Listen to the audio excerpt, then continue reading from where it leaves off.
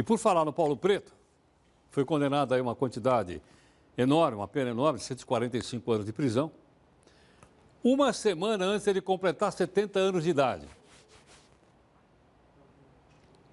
Segundo, não, é melhor não falar isso. É melhor eu perguntar aqui para o nosso convidado, porque ele tem credibilidade, que está aqui conosco gentilmente, doutor Humberto Fabretti, professor de Direito Penal do Mackenzie, que está aqui conosco. Humberto, muito obrigado mais uma vez pela sua gentileza e por nos socorrer aqui. É um prazer. Obrigado. Obrigado pelo convite. Explica o seguinte, o que é exatamente prescrever um delito?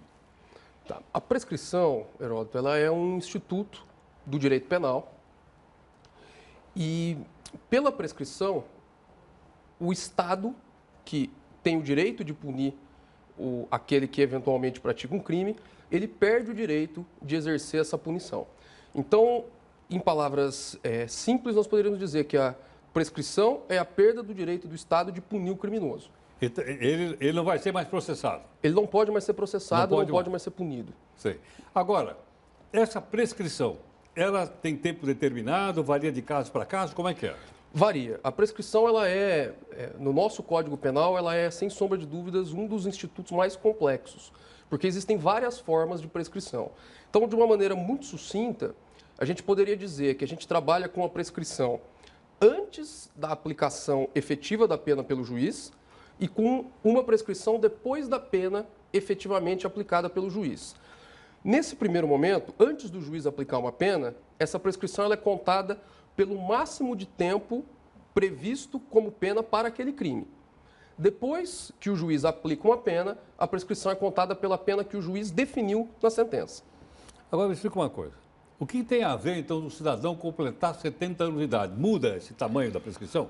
Muda, porque o prazo prescricional, ele é, digamos assim, um prazo fixo para todas as pessoas, porém o Código Penal ele faz duas exceções. Para aquele que tem 18 anos, ou melhor, aquele que é maior de 18 anos e menor de 21 na data do fato, então se quando ele praticou o crime ele estava entre 18 e 21, ou aquele que tem mais de 70 na data da sentença, esse prazo prescricional ele corre pela metade. Pela metade? Pela metade. Então, se for 10 anos, prescreve em 5? Prescreve em 5. Exatamente. Entendo. Esse instituto é uma característica do direito penal brasileiro? É universal? Tem em outros países também? Como é que é? Não, a prescrição ela tem em outros países, né? Isso é uma das grandes falácias que a gente acaba ouvindo, né? Muitas pessoas falam, a prescrição é como a jabuticaba, né? Só é um instituto que só tem no Brasil. Não é verdade. Não é verdade. Mas a prescrição no Brasil ela tem as suas características, ela tem as características próprias. E a prescrição, Heródoto, eu acho que é muito importante falar, porque muitas vezes a prescrição ela é apontada como um instrumento de impunidade. Né? Dá uma sensação de impunidade? Dá uma sensação de impunidade. Tá.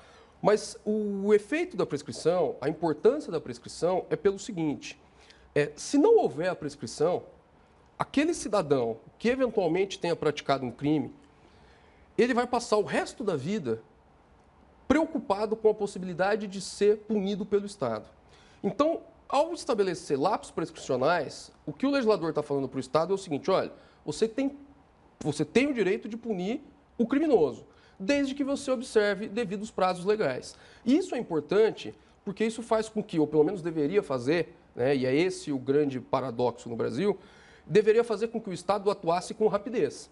Então, a ideia da prescrição é para que o Estado atue o mais rápido possível, para que ele puna, quando devido, o mais rápido possível. Né? Ou não. Ou também decida... que o cidadão é inocente. Exatamente. Exatamente isso. Ou então decida pela inocência do cidadão.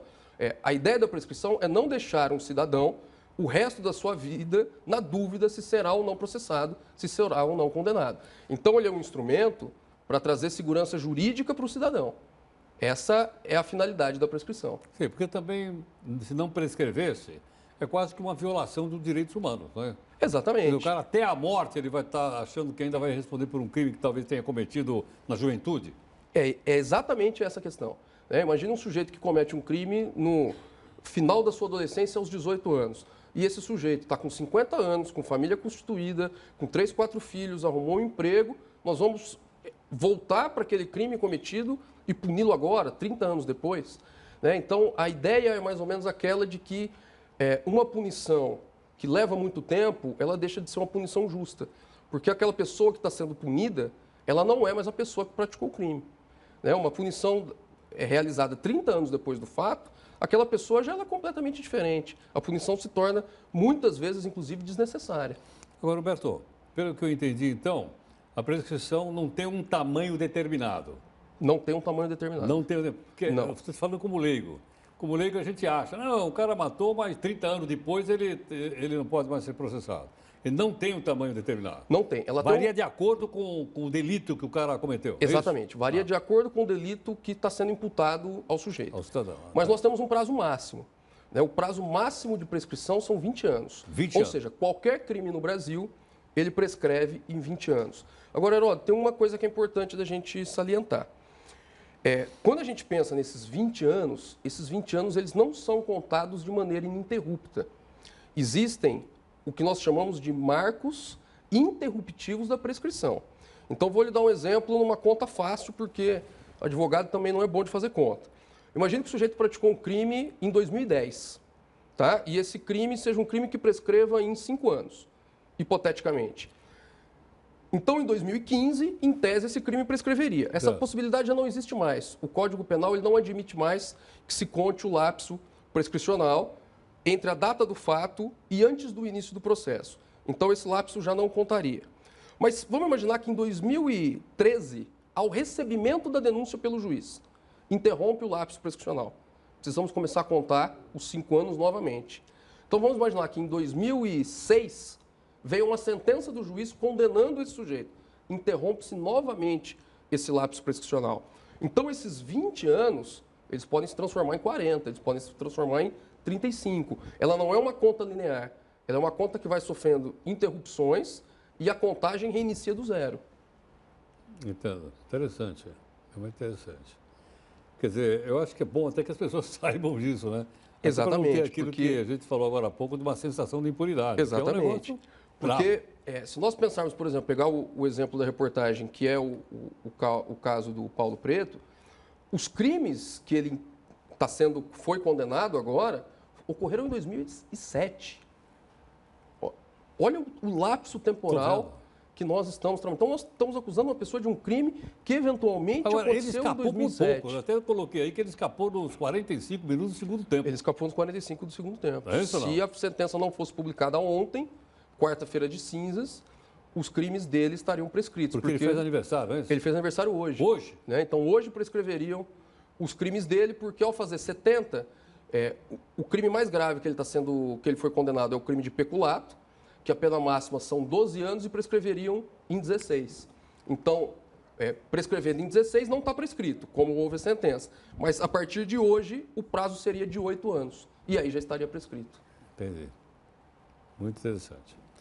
Humberto, obrigado mais uma vez. Eu que agradeço o convite, Muito estou à claro. disposição. Muito grato lá.